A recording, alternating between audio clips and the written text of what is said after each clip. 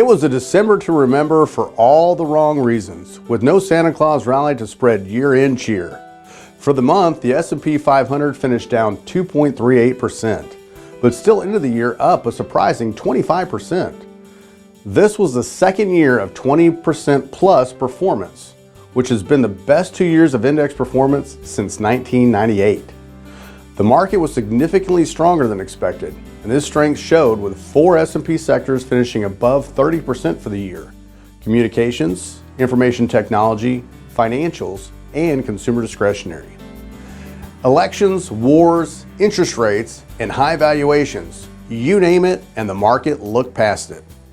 Most of the push higher came from the promise of lower rates, productivity gains from artificial intelligence, and potentially lower taxes and deregulation stemming from the Republican election victory. The ever-present question for the stock market is whether the good times will continue. Note that the last 2 years of performance this strong was before the dot-com collapse.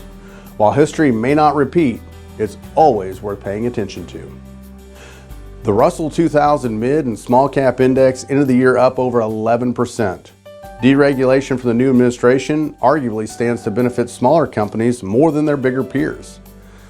But this hope was offset by the reality of longer-term interest rates creeping higher at the end of the year. Developed markets outside the U.S. returned close to 4%, while the emerging markets index finished up 7.5% for the year, based on the MSCI EAFE and EM indexes. The issues that have plagued both developed and emerging markets look set to continue into 2025. Bonds and fixed income ended the year up a paltry 1.25% based on the Bloomberg U.S. Aggregate Bond Index. Inflation and interest rates continue to be the story in this market. As the Federal Reserve embarked on the much-anticipated cycle of lowering short-term rates, long-term interest rates went the opposite direction, up almost 1% higher since September, dragging down overall returns. Precious metals ended the year as the best performing asset class with a 26% return for the year based on the S&P GSCI Precious Metals Index. Geopolitical issues across the globe and governments looking for non-dollar assets to protect their economy and currency could continue to provide a tailwind for metals going forward.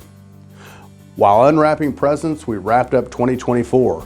Although investors ended up with coal in their stockings rather than a rally in December, it was a good year overall. Looking ahead to 2025, there are a lot of hurdles from valuations to policy changes that could disrupt markets. But it could also be another year that markets just look past the challenges to continue the upward climb. At Central Trust, we continuously assess the rapidly changing investment landscape for both risks and opportunities. If you're wondering how your assets translate into securing your future, a financial plan is a great place to start. To access our full monthly outlook, please visit our website. As always, we're always ready to help.